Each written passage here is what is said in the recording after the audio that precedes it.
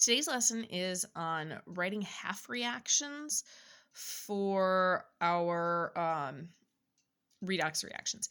The idea behind it is that instead of writing like this one humongous reaction that has absolutely everything in it, instead we're going to write two really, really tiny reactions that just show. One of them is going to show what happens in the oxidation, and the other one is going to show what happens in the reduction. Okay, and it's going to show, for right now, absolutely only the things that actually make the changes. Okay, so now hypothetically, the first step to this process is to write a net ionic reaction, which, as you can imagine and see here, is going to be really humongous and ugly. I don't have phase labels written into this right now, but we're going to assume at this point that everything in here is aqueous except the water. Okay. As you do these on your worksheet, assume everything in the process is aqueous except for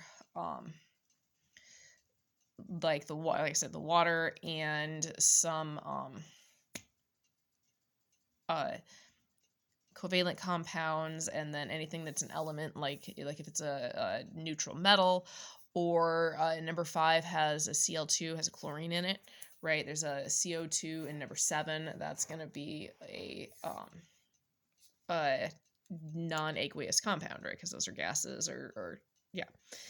Anyway, we could go through the effort of writing out a net ionic reaction and it would be humongous and crazy. But right now, let's just assume that you have already gone through the effort of giving these things oxidation numbers, and you know that, it's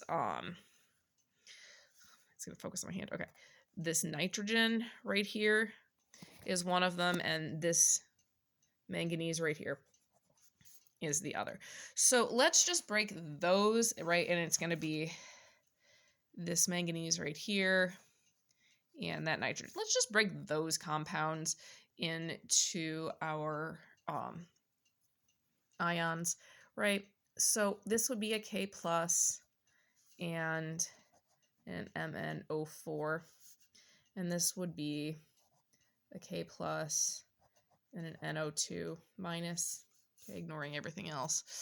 And over here, I would have had an Mn2 plus and an SO4 2 minus there, and then here it was a K plus and an NO3 minus.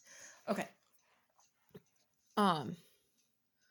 We already knew that this manganese right here would have been, I believe, reduced down to this 2 plus, whereas this nitrogen here was probably oxidized up to that. I don't remember the exact numbers. All you're going to write at this point is MnO4 minus becomes Mn2 plus, okay? And NO2 minus becomes NO3 minus.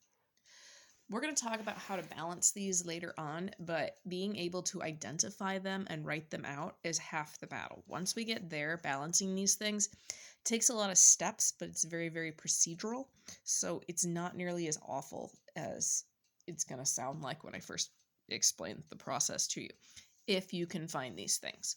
Okay, so once again, how to do it. Find, if you already have what's oxidized and reduced, run with that. Okay, if they're ionic compounds or acids, okay, like this, break them into ions. K plus, MnO4 minus, K plus, NO2 minus, right? If there's something like water, leave it together. Okay, so if like I had an oxygen O2 over here and it ends up in this water over here, I want to leave it together. But otherwise, break your ionic compounds and your acids into ions, and then take just the ion that changed. So the MnO4 becomes Mn2 plus, and the NO2 minus becomes NO3 minus. And those are your two half reactions. And it's really all there is to these things. All right, good luck.